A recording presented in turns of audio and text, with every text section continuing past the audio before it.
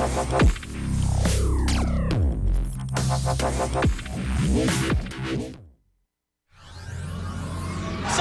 goal! Late winner's doing it! They're gonna take! He's gonna bring down Bernie! Alone with a double kill! Dropping fast! Monaco's there! He's still alive! Wait, O'Shaker's right! He's got one side! He's got a second! He's taking it out! Oh my God! On three! They're all dead!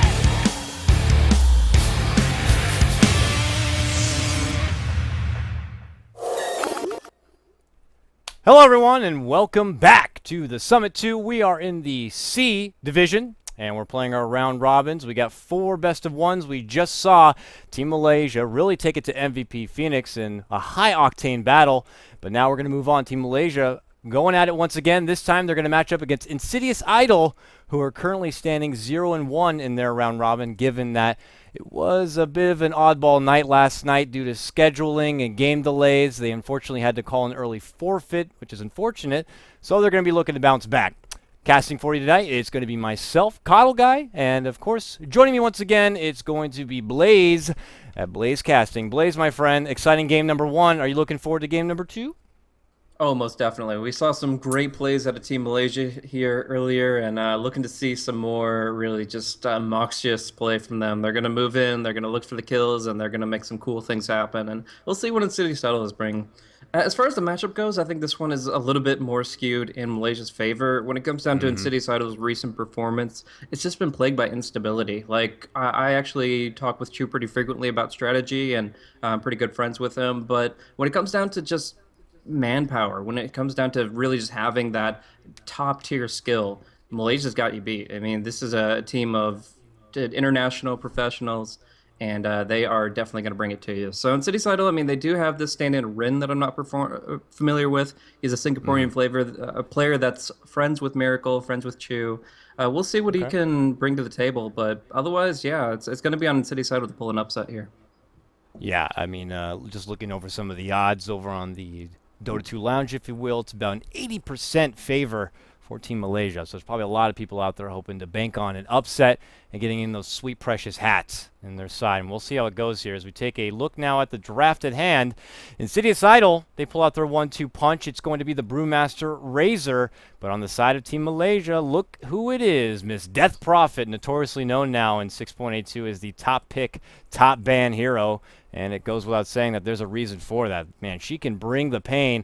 Early game, if she gets to be, have a solid laning phase, obviously preferably in that mid lane, she can segue into a very rough late game for your opponents. Just unstoppable siege power. The exorcism is just ungodlike in being able to rip apart its opponents, put her together with their standard cookie cutter build of phase boots into your Yules. She can race car like no one else and just bring out the silences and just keep people crippling. So we'll see how it's going to work out here. I'm going to wager it's Mushi playing it, though he did play the core last game. I'm not too sure how they are about switching their roles. He was, for a long time, the primary mid laner, so we'll see how they decide to do. They followed it up, though, with your Shadow Demon as well as the Viper.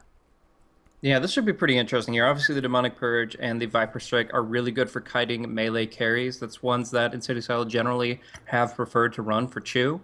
So by picking those two up, it's going to be very easy to kite anybody that's right-clicking at a close proximity, and they're going to probably be relying on the Razor and the Brewmaster here. I don't think it's going to be an off-lane Brew that Shagasaurus has been running as frequently, because in this situation, if they're drafting a carry on top of that, they're going to be having a really hard time as far as tempo goes and just being controlled in general. So they're going to pick up the Witch Doctor, but you're right, there is a good possibility of Mushi picking up the Death Prophet here. When Yamate played for Titan, he and KYXY would rotate who played the Viper very frequently. They switched out. They had different skill builds. They had different ways they played it, but the same hero was dropped between them very frequently. So it's hard to call, but I think I'm more inclined to think it's KYXY's Viper and Mushi's Death Prophet. But my goodness, it's going to be more eyes on the supports and the cores for the early stages here. Shadow Demon, Earthshaker, such a deadly combo in the right hands, and what better hands than Extinct and Net?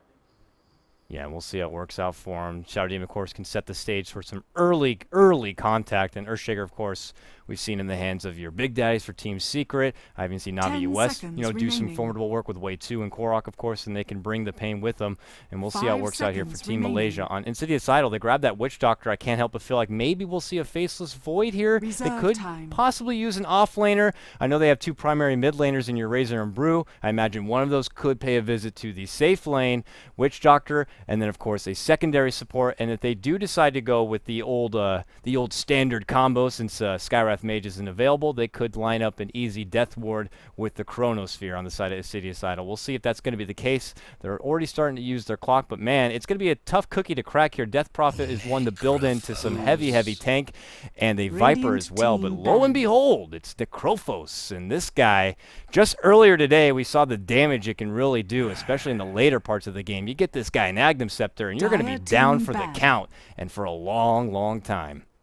Yeah, I love this hero in general. I think that there's a lot of potential for, as long as he stays up in the fights, for him to bring a lot of pain. His recent buff to Reaper Scythe, making it a 30-second edition rather than a 30% edition, which is just a hard buff across all levels, is going to be really nice to see. But I'm not sure how great of an impact he can make right here. Like, essentially, he's relying a lot on his heals as well as the Witch Doctor's Voodoo Restoration to keep him alive against heroes that are pretty good at executing. I mean, we see the Soul Catcher connecting and Viper having a couple points of Nether Toxin. If Necrophos is going to be dropping very quickly, and he's going to have to build just hard tank, perhaps even be the safe lane hero. Like, I could imagine Razor going mid, Brewmaster going off lane, and Necro actually just getting farm priority, because if he doesn't live for more than 4 or 5 seconds in a fight, then there isn't a fight to be had. I'm a little Concernicus just for that reason. I mean, Brew in the off lane, it can be done, but there's going to be a fair amount of zonage here, especially going against a Viper. And already with these two supports, the Shadow Demon and Earthshaker, he's going to have a bit of a tricky time trying to find his own personal farm and trying to build up into that Blink Dagger and try to bring it out. And, I can't help but feel like how they're going to be able to do it. They could decide to roll with a different lane setup, a 2-1-2, if you will, depending on the secondary support, who could try to maybe add more sustain. But, unfortunately for Team Malaysia, they had already banned out the Ancient Apparition. It would have been a nice support to have when they see all these kind of heals, but they had already committed here. They got the lockdown to disable on their side to work with. So we'll see how they decide to follow it up, as I imagine this is going to be their own personal offlaner. Centaur has already been acknowledged, Bristleback. Tidehunter is maybe one of the other heroes as I consider a go-to, or maybe we could just see another Timbersaw played. I mean, who really knows?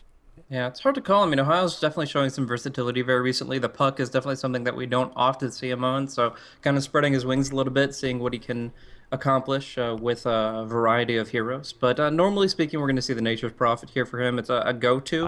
But as far as, like things like controlling the Brewmaster and the Necrophos, unless he goes for an Orchid early, it might not be the best pickup. So we'll see what he has in store. But 20 seconds left on the clock. They'll be counting down the moments and deciding what best fits. I think the Nature Prophet would be cool because you can combo the push with the Death Prophet and he can rotate really well. But as you mentioned, the Tide is really strong here. Team pick.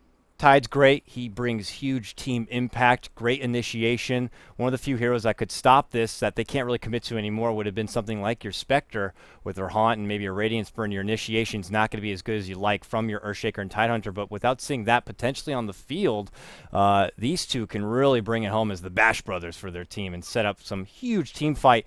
Follow it up. I mean, they're locking them down already with the heavy stun, and all the meanwhile, you'll see an Exorcism just slowly tear apart Insidious Idol's squad. So they're going to be really relying on their sustain and their durability to try to live through the heavy assault that could be coming their way.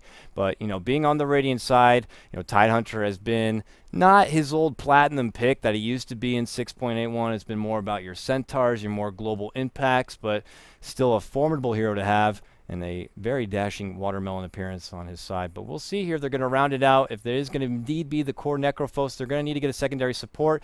Rubik is still in the field and available, and he has a lot of options here to work with. They could consider going with something like that, and they could add a little roamage early on if they want. So, I mean, that's one of the things I'm throwing out. I'm just going to throw my card into the hat, if you will, Blaze. Sure. Rubik, maybe? Any thoughts? Yeah, I love Rubik. I mean, he's great at counter pushing against Death Prophet once he gets his ulti up. It's about the time the Death Prophet is at level 8 or 9, has the most potency she can with Crypt Swarm, and it's a great spell steal. And then you get either the Fissure or the Ravage in a fight, and that's going to be the difference maker. But they're going to go with a little bit more of the same vein that they were picking up with the Witch Doctor and Necrophos. They pick up the Undying, and it's all about survivability now. It's all about keeping everybody alive as long as possible. We've seen Abaddon Necro. Undying Necro is less reactive, but still much along the same lines. The couple things I am worried about is that Anchor Smash does kill off zombies very quickly, and as well, it means they have so much emphasis on the early game. That's good in general because Team Malaysia is a very early game dominant lineup and team composition, but even still, it does mean that they're going to be a little bit uncomfortable when it comes down to the mid to late game. Now, feel free to call me a noob on this kind of question here, but do the zombies, I'm trying to remember, add additional impact for an Echo Slam as well? Yes, they do. I mean, that is just sweet. 10 I mean, it's sweet seconds for Earthshaker if, they do kind of that kind of impact. I figured it did, but it seemed a 5 little too seconds good to be remaining. true, so I had to double check Oh, and make man. sure. But, this could be Earthshaker's wet dream, if you will, if he does get the opportunity to jump in there and slam it home with that R button. So we'll see how it goes. We're in our second of 4 best of Prepare ones for battle. for today in the C Division. Team Malaysia just coming off the back of a nice dominating performance against MVP Phoenix. I'll go ahead and lead out your introductions if you don't mind. Starting up on your Radiant side, it's none other than Mr. Ohio on your Tidehunter Watermelon Man. He's sporting his pirate attire, which I'm a big fan of, carrying his big jolly fish and going right up to looking, I would imagine, blocking out this side pull camp. In your mid lane, it's going to be KYXY, it looks like, by the Viper bottom. We got Net playing your Shadow Demon. We got Extinct playing your Earthshaker. And, of course, we got Mushi is indeed going to be playing the Death Prophet. But hold your introductions for a moment, as we could see an early engagement. They're looking to roll on through here. Insidious Isle would love to get an early start with their very, very heel-heavy lineup and getting a sweet pickoff. And it looks like Team Malaysia, they got 30 seconds to the best battle. of it, and they know what's happening, and they decide to pull back. Yeah. Now, this is very clearly looking, at least posturing for an aggressive tri lane. When you look at Undying, you look at a hero that's really strong in a 3v3 environment, but not finding the opening there, I guess they're just going to ward it off and kind of rest on their laurels, at least for the moment. Maybe we'll see some early rotations, or maybe it's a sustained push strat. One thing that Tide can do pretty well is obviously Anchor Smash down waves if he's under the tower, but since he's down bottom, battle if they do go for begins. just hard healing with the Voodoo Restoration, there is a good possibility of going for just hard creep play.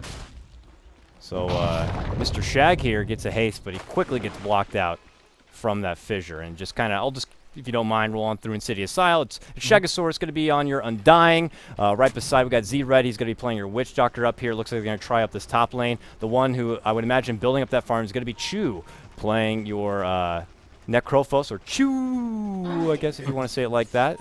Mid lane, we got Ysera. I hope I say that right. You seem to know these people probably better than I do. Ysera, he's going to be playing your Razor. And in the bottom lane, finishing out your Insidious Idol lineup, it's Rin, the stand-in, who's going to be playing your Brewmaster. Yeah, Ysera is also a reference to Warcraft lore. It's a green dragon there, so fan of that series, I suppose. But yeah, he's actually, I would probably say, Insidious Idol's strongest player is just far mechanical skill. He has really impressed me on things like Invoker and other ways to dominate the lane. So with boots first and the static link already set up, I won't say that he'll like edge out Mushi in the lane to push him out, because this is Mushi we're talking about, but he'll certainly hold his own, already starting off pretty strong.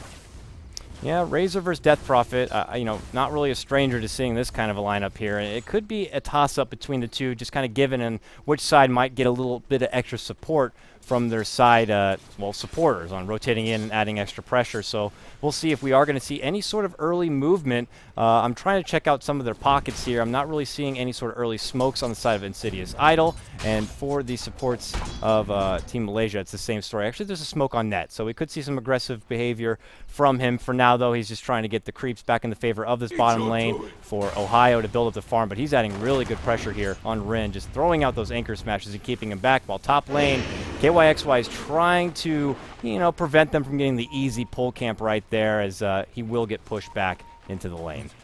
Yeah, Necrophos is a hard hero to last hit under tower with, but Chu actually pulled that off magnificently. He got double waved by Extinct's Fisher block and still was able to pretty much get all the CS under that tower. 6 for 5, not too Dire's bad. middle tower Considering under he is being attack. harassed back every single time KOXY gets a chance with his poison attack. He's actually using every bit of mana pool he can just to, whenever Chu comes up to the creep wave, throw out one little Radiant's free bottom manual tower cast is under there attack. and get some extra damage. But in the end, it's a very interesting lane composition. The off-lane dual lane of Viper and Earthshaker. It has a lot of survivability with the Fissure and obviously with the defensive corrosive skin, so that's not where the blood is going to be shed. It's going to be Brewmaster, who just extends really, really deep into enemy territory there. Yeah, I missed that one as well, as it looks like Shadow Demon, while doing his creep pool, just kind of stumbled into Brewmaster, or at least Brewmaster wanted to contest a bit and wasn't banking on the fact that Shadow Demon would be right there to aid it out, and just somehow gets it done.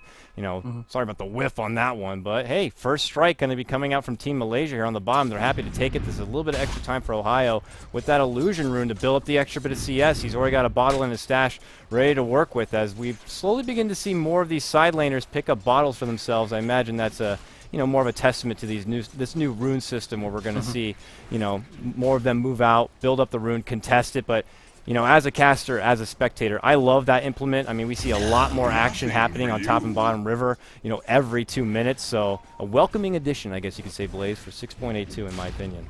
Most definitely.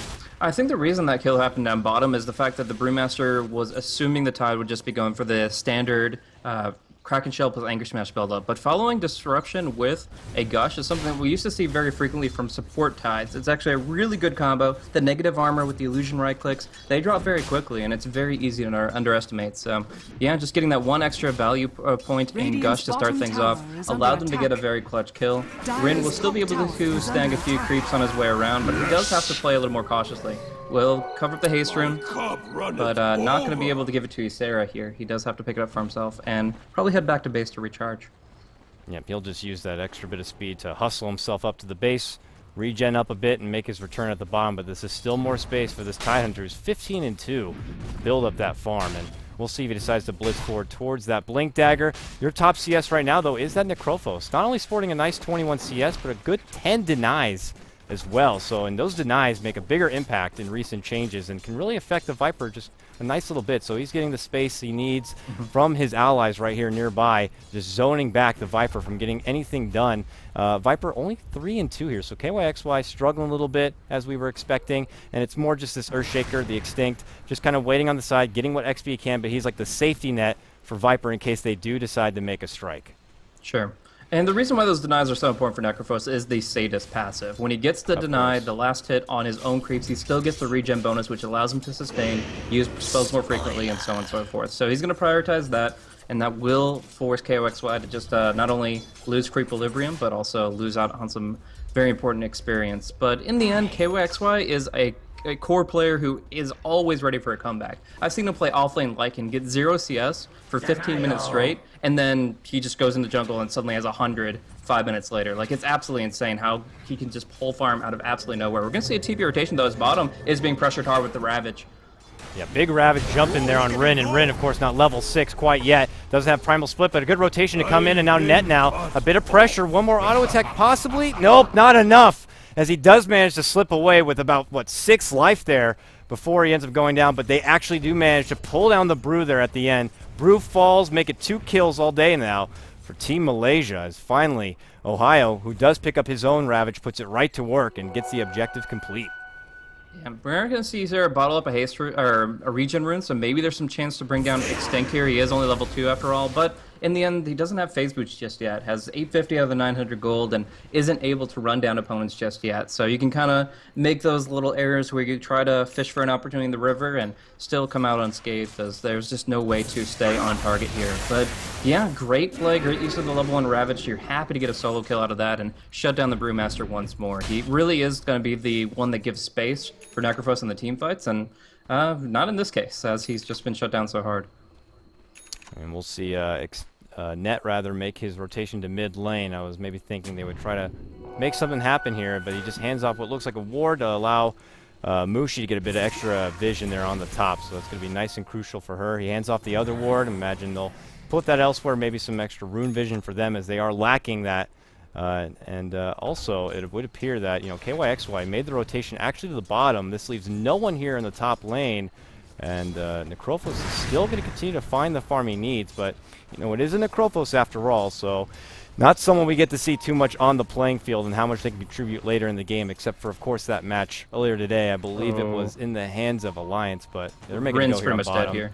Yeah, there's Rin has very no little you can level do to get out of 6. this situation. If Net holds on to the disruption for the TP scroll, Rin shouldn't be able to get out of this in any situation. But Extinct is not in position just yet. There's the disruption, but the reinforcements are coming. Reinforcements coming from behind. It's both the Undying and the Witch Doctor that continue pressure on up for Rin here. Rin jumps back. Desperately needs a creep to fall so he can get his level 6, but he can't get it. Oh, it's so close, but so far as he ends up going down. Net grabs it, and again the Brewmaster falls. It's 0 and 3 for him, and actually look at this. They're looking to make a turn. The orb walking is real to Fisher. Follow-up secures the kill for them. Now Ohio comes in. Uh-oh. We'll see if they can clear it up. Anchor smash, catches. And oh man, Razor just wants to try to be a man, but it's not going to work out. Make it 4 all day. And Net, with the double kill, puts Malaysia well in ahead, 6-1. Meanwhile, top lane, Mushi with the DD. Actually takes down the Necrophos pretty low. Could have considered moving on in, but not going to pursue that one. But man, looking like another promising start in this game for Team Malaysia. Yeah, really, really strong start for them. Using the 2 Ravages very effectively. Insidious Idol, they were just one creep away from having at least a chance in that fight. But Brewmaster doesn't find the split until now, and yeah, he has just had a really, really rough time of it. So no team fight to be had just yet. And when you're losing the early game as Undying Witch Doctor, you feel like you've kind of take 2 steps back with your draft there. Along with that, not only is their kill momentum favoring Team Malaysia, but they've also got this big fat stack on the Western front for Mushi when he wants to clean that up. Of course, the Tide could pick it up too, but generally speaking, Team Malaysia is the kind of team that wants to build up Mushi as much as possible, much the way you see SF and Naga used to. But bottom lane, the Smoke Gank will come through. They will connect with the cast, and that should be a kill in KOX Flash. Easy static link, followed up with the clap, rotations to come. They pop out the grave right now. Nice save from Net, but I don't think it's going to save him in the end as he just gets swatted down right there. So your Viper does fall, and Insidious Idol will take what kills they can to get back into this game. But a lot of commitment to get that done here. And Ohio makes his return back up to the top lane, it looks like, to go toe-to-toe. Chu has been quiet, but just as I leave that lane, they find another kill and take down Net. And I shouldn't have diverted too far. Yeah, he just underestimated the potential of that max stat or near max stat plasma field. 3 points in it. He got him on the tail end of it and just clipped him with the max possible damage. So it really was just Razor versus Shattered Even. No special action there, just a little bit of an overextension from Net. But they will still TP to defend this tower. They want to hold it, and Mushi's got the Exorcism. Yeah, he does. And they go in behind the trees where they don't see him coming. And they try to press him back with the Crypt Swarm. 4 committed here on the bottom, and with a fortification obviously to use, I don't think they're going to want to commit. And Mushi's not looking to pop out the Exorcism just yet. It is only level 1, so we'd love to get to level 11 before you really make use of it. Unless you're getting the opportunity to maybe take something down in that mid lane. But speaking of which, he will migrate that way, but not letting up his Insidious Isle. They still have a lot compacted down here. And Viper returns. They might go as oh boy, they have all 5. This is going to be rough. Net's here as well. This could be really bad. We'll see if they look to try to make a return. It's looking like a 5-on-3 though. Advantage for Insidious Isle. But now a rotation to come. Viper striking it out here on Necrophos, who has to retreat to the north. They're well on pursuit here, trying to get something. They're way behind enemy lines committing to this one. The grave is going to be dropped right in the middle, or the tombstone rather. And really no target to focus here. Ohio has that Ravage if they want to return fire. Really low Witch Doctor, but they slam it home and take down Viper and Net. So they do manage to take down 2. And Mushi does pull out the Exorcism, but they can't get anyone down. So, tower has fallen. Tower falls, and they lose 2. A nice, promising return for Insidious Isle, as it doesn't look like Team Malaysia have any sort of opportunity to try to do a counter-initiation. Yeah, the spacing and zoning of that fight was really interesting, honestly. That's one that I would love to go back to the replay and just look at how everybody was positioned and knowing what threats were online, knowing who was going where, and so on and so forth. There was a buffer zone from the Undying Tombstone. There was the Brewmaster's split that was causing grief for Mushi. There were so many different factors going into it, but the end result is Insidious Idol gets away with 2 kills without forcing the issue, without actually going for a full engage against the Ravage. So while the timing didn't seem to be right, the positioning was perfect, and they are able to get out scot-free with a couple of easy picks. Yeah, and it was really testing my nerve, too, as I had to go full Skycam to try to see all the action. Ohio is planting strong right here. He's happy to take the static link and just trying to get the rune, but he's not going to get it even. It's Razor who does pick up that bounty rune, bottles it up, and Tidehunter just says see you later. And a little bit extra damage for Razor, plus 220, but not going to be able to put it to much use as he returns back to the mid lane, as well as some other Insidious-style supports here, maybe considering going for another objective. They are first to strike as far as taking down towers, so the gold swing that started nicely for Team Malaysia, getting down 3 of those kills. Insidious bring it right back.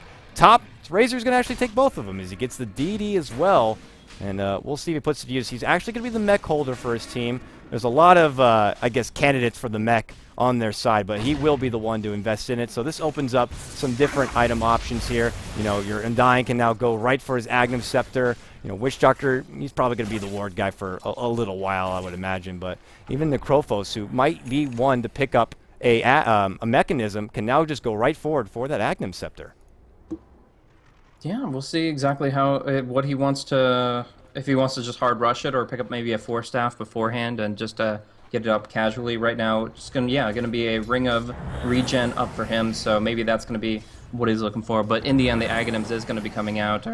I don't think that this is a Bloodstone game, really. He really just needs to bring somebody down, make sure they can't get back into the fight, and that'll be the way that they bring themselves back into this game. Because obviously, it's been a struggle, back and forth. The graph has been going, but now we see Team Malaysia making their move here. They've got a lot of HP on this Tide, still level 1 Ravage, but Mushi's the big one here. He's farmed up so darn hard, 6,400 net worth, despite not being involved in a single kill because of the stacking. So he goes in, he gets the Yule's initiation here on Chu, and this should be a kill. Yep, and he's conveniently walking right back into him. Opens up with an Exorcism so they can take him down quick and hopefully go right for the tower. But look at the TPs. 3 committed from Insidious, and guess who pops his DD? It's Razor, who shows right up. The Yules prevents him from getting a good static link off. And it also dispels the DD, so that's wasted. Yeah, so nice move there from Mushi. Not, spending the Yules earlier on the Krophos. Instead, they just take him down promptly. So meanwhile, bottom, your Fisher, it's going to slow down II from pursuing on forward and getting anyone out of it. So they do the full commitment. Meanwhile, mid lane, they're going on Mushi here. And on the back end, can he get the Exorcism? It's actually healing him up conveniently. Gets it. Gets the bounty as well, turns back, throws off an auto attack at a Crypt Swarm as he knows he'll be able to bring back that resources with the bottle just in the nick of time. Those ghosts coming right back to Death Prophet. Man, that's such salt in the wound right there. Rin desperately needed that kill. Got the blink on him, but Mushi playing with fire. He will walk out with his feet unburned. Now we do see the Vanguard actually finished on the side.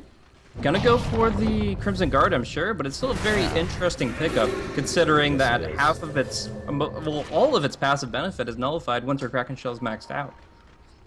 Yeah, obviously, more traditionally, your Tidehunter would just go full force forward into a Blink Dagger. So I think it's fair to say that the Vanguard grab is pretty unorthodox, as we're trying to be diplomatic about it. But for now, see if it works out for him. The Crimson Guard does work pretty nicely, I guess, against, the Undying Tombstone. I guess it will remove a bit of that extra, damage buff that could be coming in, nullifying, 50 damage to all allies. So a lot of utility there. So we'll see if it works to his benefit. The top lane, they're committing a full smoke and almost their full team here. Or, yeah, their full team, as they would love to push on down here and maybe bait out Chu. No, they're going to commit for it. They're going to go in. This is tier 1, very, very low. Are they going to pull out the glyph? They are, right there at the back end. Nice, folks. You got to glyph it or tick it, like we like to say here. And they should be able to bring it down with these. No defense. They're going to go for their own trade. It looks like Team Malaysia trying to push on forward for this mid lane, but yeah, they're TPing on through. Second guessing their commitment. It looks like Team Malaysia will pull back. They don't want to be handing anything over away, getting too careless.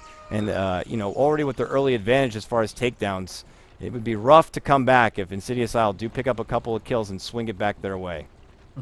They still know that there's a lot of potential in Insidious Idle's early game lineup. They have a lot of respect for what can be accomplished with this Brewmaster, even though he's been shut down. A level 1 split, still a level 1 split. And I think until they get the Crimson Guard up, they're not going to be fully confident in this. Actually, Sarah looking for an opening. There's going to be the Blink Clap. Blink Clap, disruption to slow him down, but net, big damage, gets healed up though. And now Brew, but meanwhile up and above, the Reaper's Scythe comes down. He gets the Fisher off at the last second before he does go down. So first casualty is going to be your Earthshaker. And we'll see if the counter initiation is going to come out. Yules defensively here from Mushi. Does pull out the Exorcism. Ravage on the return. They lose 2. They'd love to take some down, but they're eating big damage. This Razor's Eye of the Storm. Just look at the clean house. Oh man, Ohio barely skates out from that one, but Mushi coming in from behind. So low, but all that heal blaze, it's keeping him alive for now. Now Mushi, he has to Yules and he has to retreat.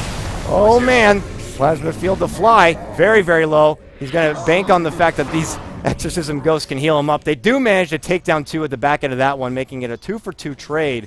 But that got really scary, and you can already see the sustain coming to work here for Insidious Isle in these fights.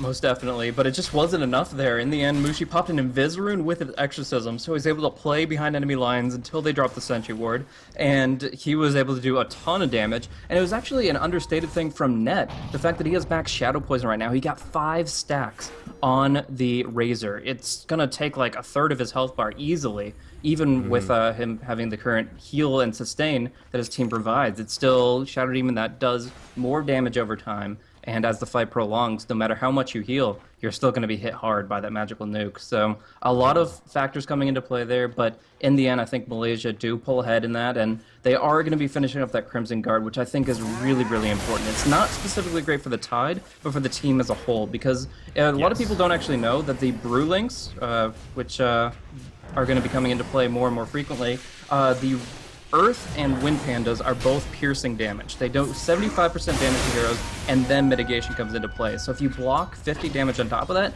they do absolutely nothing, and even the Fire Panda won't hit that hard. So it's very important to get that going. It doesn't block Death Ward damage, but if they can interrupt that, the Crimson Guard will make them nigh immortal for the duration. Dire's top tower Very worthy to note, because Brewmaster, one of the heroes that we see very, very frequently these lineups, and Crimson Guard, our newest addition to the game as far as items. You know, more teams slowly feeling out how they can really utilize it and put it into work on some of these new meta lineups. So an interesting note, and maybe something that more of these teams will consider when going against the big summons, the splits, the illusions, and trying to find out where they can put it in their lineup. So for Tidehunter, he's going to commit full forward towards it. He's got the Buckler now to complete, just grabs the whole of the recipe, which I believe is, what, like 850, something like that, 9? Yeah, something about that. So he is really, really close to getting it completed, and then I would imagine building forward into the initiation Blink Dagger that they would love to get a hold of. But now, also would love to get a hold of this tower. They worked for it before, but jump in coming out. There's your split. No Crimson Guard for now as they're adding full pressure there, and unfortunately for Mushi, he splits elsewhere. That's full damage, nearly picked up there from Razor, as now he's going to turn his attention toward the rest of supports. They quickly cycling up the Tidehunter here, and now second guessing. Those are poison again going to work. The heal going to pop out, but the big Echo Slam and Ravage coming back. Team Malaysia pushing on through on the back of Mushi, now cleaning up, killing spree, tower down. They want more. Your Yule's going to catch out on Chu. Chu trying to get something, throws out the ult in desperation, but it's not going to find a good target. Earthshaker eats it, and they pick up 4 and lose none. Now turn their attention onto the Tier 2. And looking at your fight recap, it is not looking good. Malaysia come out strong at the end of that one. Yeah, we are going to see the Crimson Guard come out, so they can actually man mode on this Tier 2 here. The fort will come through, but a Creep Wave is coming forth, and Rin only has a little bit of damage coming across. Actually, it blinks the Gush. Very difficult to do, but no matter the case, without any ultimates, Insidious Idol don't have a great position to hold. Now, Malaysia don't need to take any risks here. If they do want to fall back, that's perfectly fine, but they actually have the potential to keep fighting as long as they have the mana to do so. It looks like Net's a little bit out of steam farming up on the enemy creep camps, but all the same, they are just pulling out these fights in style, and they're not even to a Blink Dagger yet. Like, all these key initiators, the Earthshaker, the Tidehunter, they'll be so much better when they get that Blink, but for now, it's just going to be Ohio hasting away from the situation in the mid lane, playing around with his food, as he's so hungry he could eat a Plankton or a lot more, an entire team of Insidious Idol in the near future.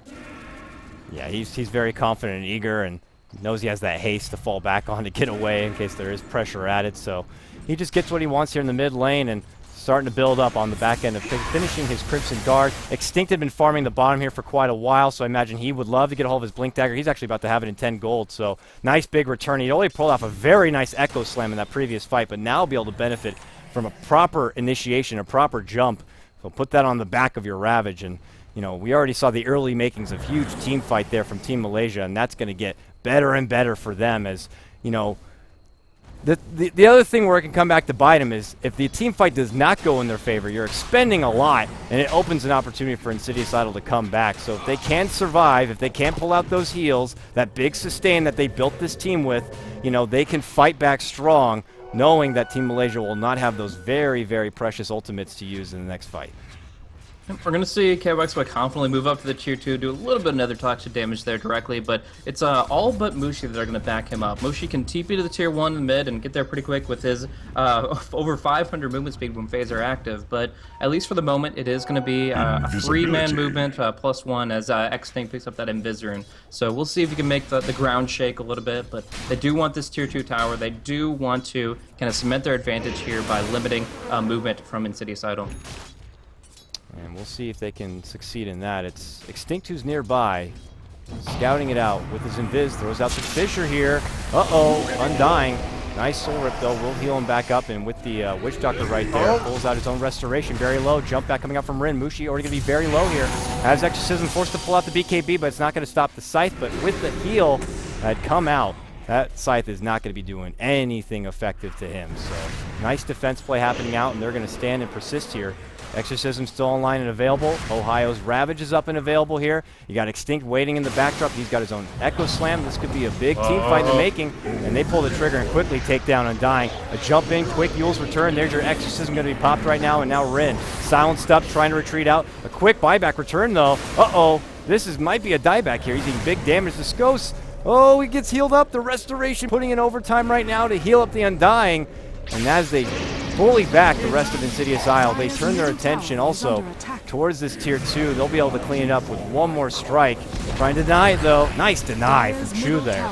Gets it done with the auto attack. Return the Cyclone though, as Rin gets caught out and taken down. No Primal Split for you, sir. And now they're looking for Chu. Gets the Force Staff up to the high ground to get away, but nope, not going to be so lucky with the Ravage. They take down the Razor very nicely. They also catch everyone else on the high ground.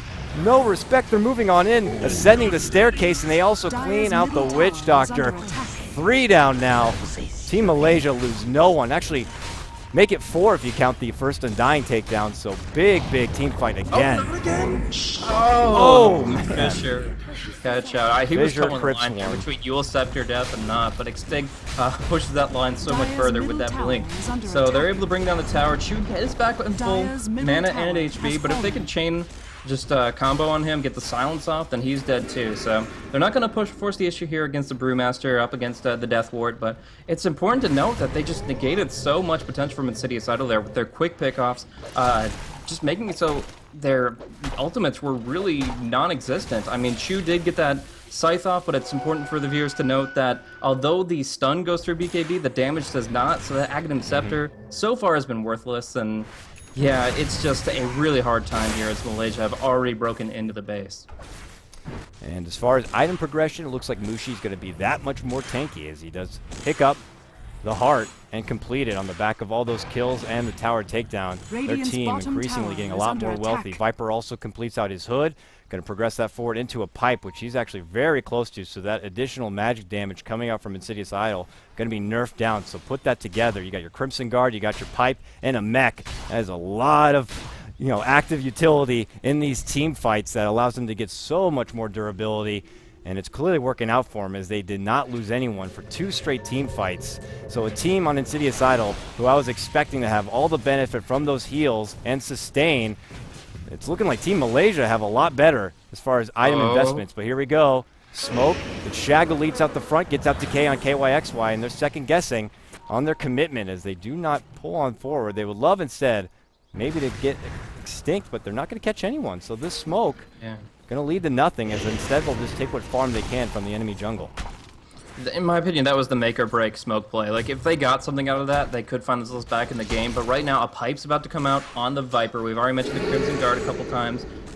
They just have so much longevity, and City Idol just don't have the damage. A Reaper Scythe is a skill that piggybacks off of already having a lot of burst damage. But if you can't bring anybody low enough to Scythe in the first place, then you're not going to be able to build momentum in the team fight. Sadist won't come out for Chu, and he's just going to be a hero with a target on his back. So right now, when the pipe comes out, the only thing that Malaysia have to fear is the Death Ward, and that's just not been effective this game, as we've seen. So they're going to go ahead and march right up to the top. There was a D ward that was negating some potential to gank into the jungle for the side of Insidious Idol, but they've still got so many great wards up for this side of Team Malaysia. They've got one on the plateau. They've had one right outside the base, actually, for about 7 minutes now, and that will expire, but has done its duty. They have gotten tons of great Dyer's top intel out of tower. that, and Dyer's now they top take tower down the has second to fallen. last outer tier tower. Radiant's bottom tower Take it down is without under even attack. using the exorcism, so they get their objective complete. And Mushi promptly gubs down to the bottom and will push this back as they try, you know, I would maybe consider at this point spread out the farm, move everything back past the river, and maybe you can go for a Roche next. Feeling pretty confident, you got strong team fight already. Maybe you look to take the fight towards Shaq. yourself and make the jump, but we'll see. As Extinct is invis, he's scouting everything out. They already have the very nice aggressive wards to see the movement here from Insidious Isle, but there's a sentry drop, and they're moving on in. Your Yules gonna catch Fissure on 2. Both supports very, very low here. Oh, gets healed up a bit, but not gonna be able to commit for a Crypt Swarm to try to seal the deal there. And it looks like Witch Doctor is gonna be able to live on to another day and potentially what could be a strong defense in the mid lane with this tier 3 already down.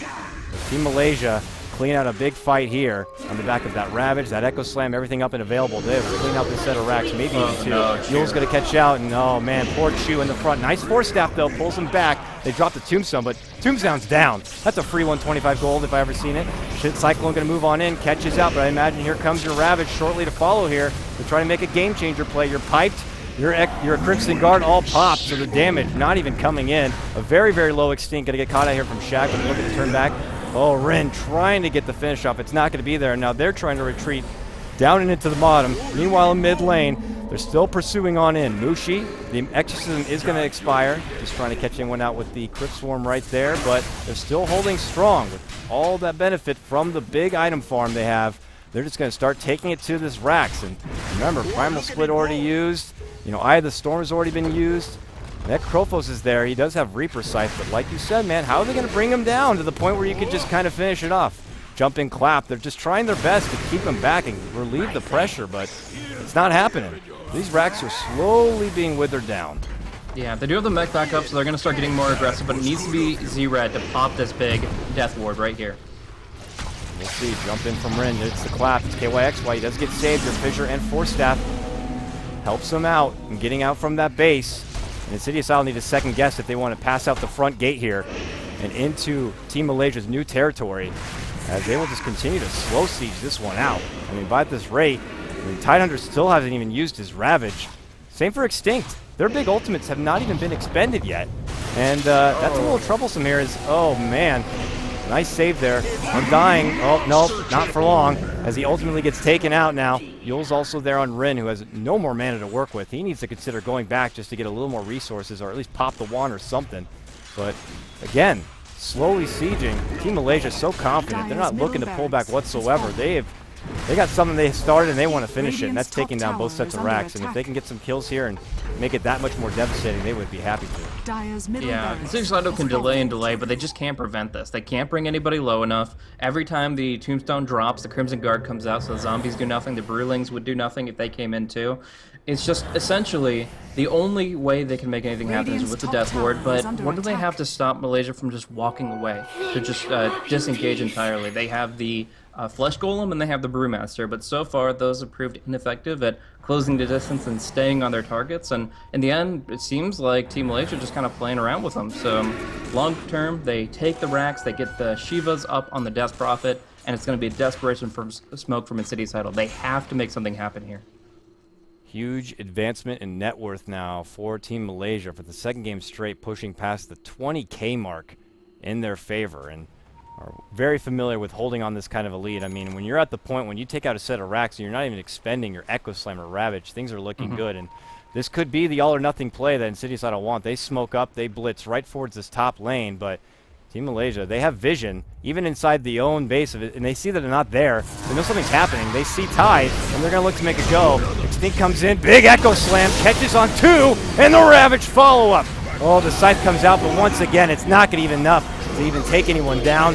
Here comes the rest of the cavalry, your Mechanism, your Mushi, Exorcism flying out now. They're just going to try to take down anyone else they can. And a desperate Brewmaster trying to get away. Your Earth Bear going to fall, and that takes him down. They've had enough. The quickest GG at the end of that fight, and it is all over. Team Malaysia finished their own night, going 2-0 and looking very, very strong here at the Summit 2.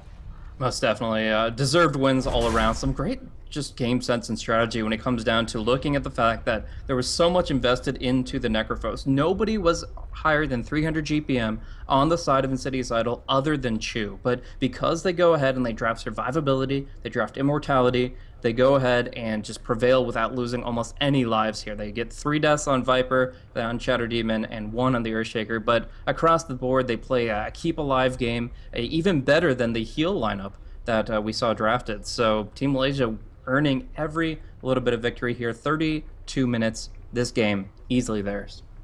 Yep, 2 games where they put on a very strong, dominating performance off to a fantastic start. I believe this puts them obviously at now 2-0 as they hold on to this lead and try to push on further into the Summit C.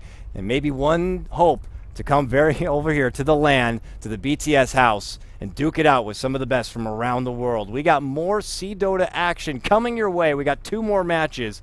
Our next best of 1 is going to be Team Arrow going against Meniski. Should be an exciting one, folks. Please stick around. We'll throw to some music and be back shortly. Thank you so much. If you like what you heard, you can catch me over on Twitter at CoddleGuy, and my fantastic co-casters, none other than Blaze. Catch him over on Twitter at BlazeCasting. Thank you so much. Take care. We'll be back in just a moment.